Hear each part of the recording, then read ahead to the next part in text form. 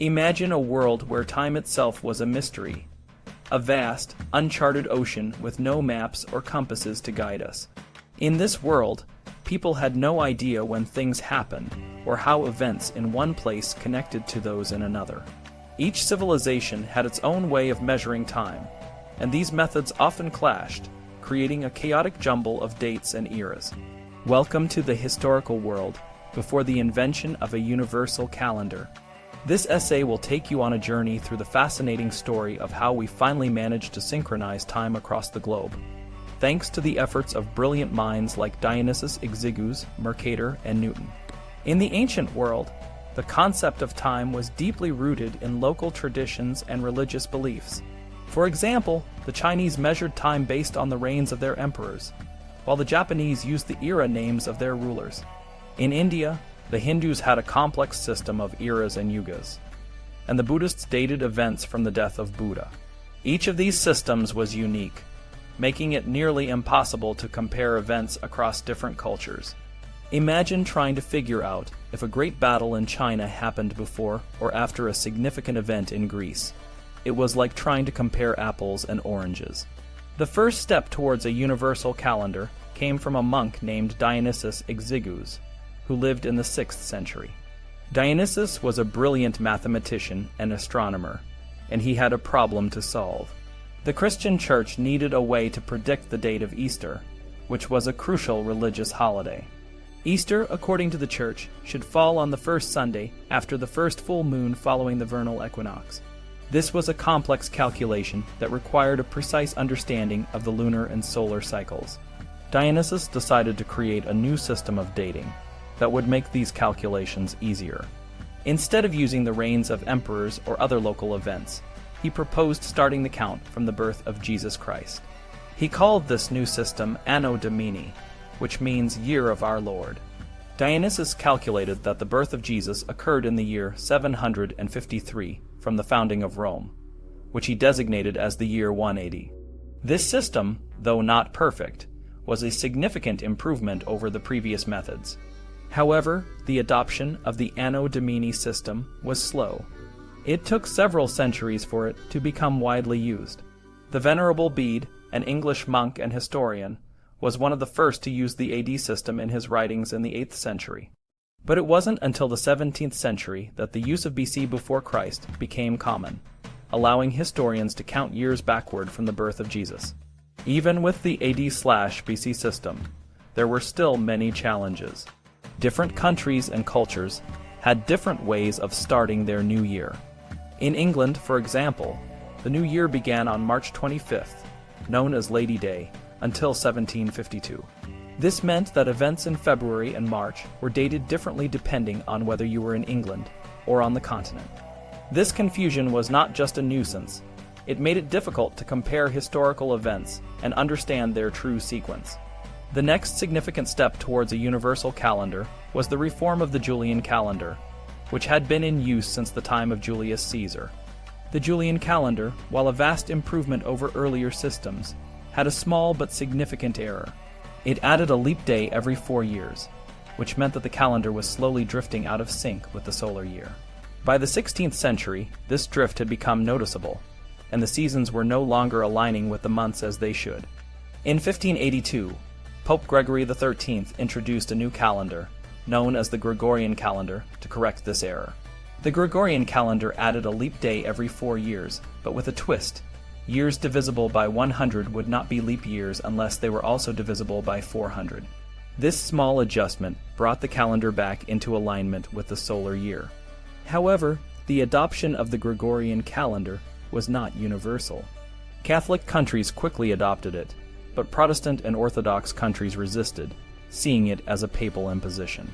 The resistance to the Gregorian calendar led to a period of confusion known as the double dating, or Old Style/New Style era. For example, in England and its colonies, the year 1750 lasted only 282 days because the new year began on March 25th. This meant that events in January and February were dated as occurring in the previous year, according to the Gregorian calendar. To resolve this confusion, in 1752, the British Parliament passed the calendar New Style Act, which adopted the Gregorian calendar. This act moved the start of the new year to January 1st and skipped 11 days to correct the accumulated error. So September 2nd, 1752, was followed by September 14th, 1752. The adoption of the Gregorian calendar was a significant step towards a universal time system, but it was not the end of the story. Different countries and cultures continued to use their own systems for various purposes. For example, in Russia, the Julian calendar remained in use until 1919, when the Bolsheviks adopted the Gregorian calendar as part of their modernization efforts. In Japan, the Gregorian calendar was adopted in 1873 as part of the Meiji Restoration, which aimed to modernize the country. In China, the Gregorian calendar was not fully adopted until 1949, after the founding of the People's Republic of China. While the adoption of a universal calendar was a significant achievement, it did not solve all the problems of historical dating. Historians still needed a way to synchronize events across different cultures and civilizations. This task required a deep understanding of the various calendars and a method to convert dates between them. One of the first to attempt this was the cartographer Mercator, who is best known for his map projection that made navigation easier for sailors. Mercator realized that a universal chronology was just as important as a universal map.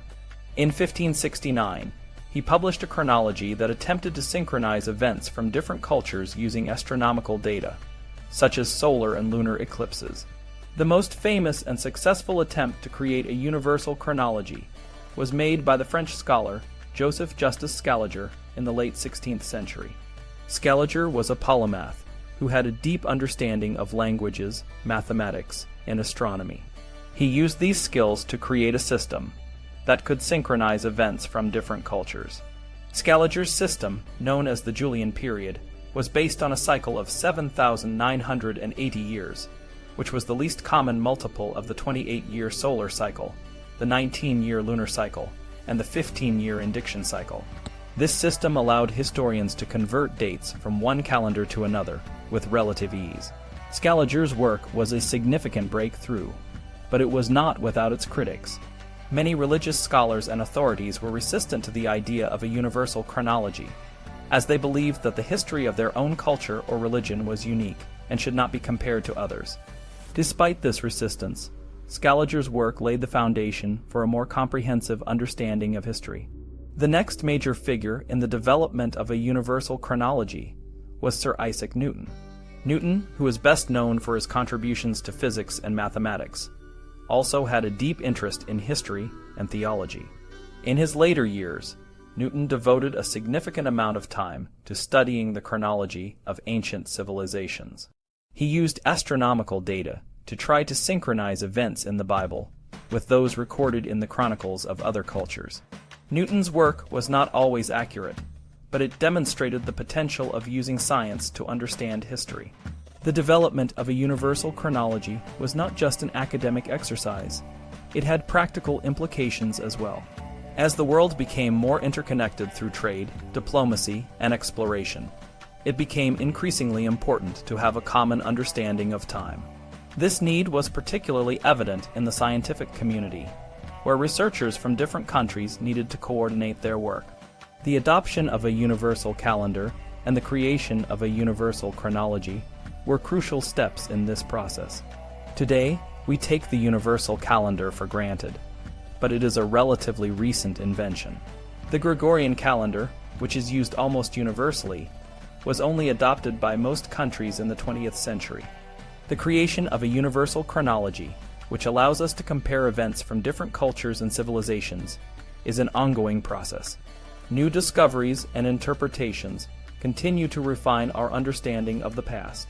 In conclusion, the journey towards a universal calendar and chronology is a story of human curiosity, ingenuity, and perseverance. It is a story of how we have overcome the barriers of time and culture to create a common framework for understanding the past. From the early efforts of Dionysus Exiguus to the groundbreaking work of Mercator and Scaliger, and the contributions of Newton and others, this story is a testament to the power of human thought and collaboration. Today, as we continue to explore the depths of history, we stand on the shoulders of these giants, using the tools they created to see the world in a more connected and coherent way.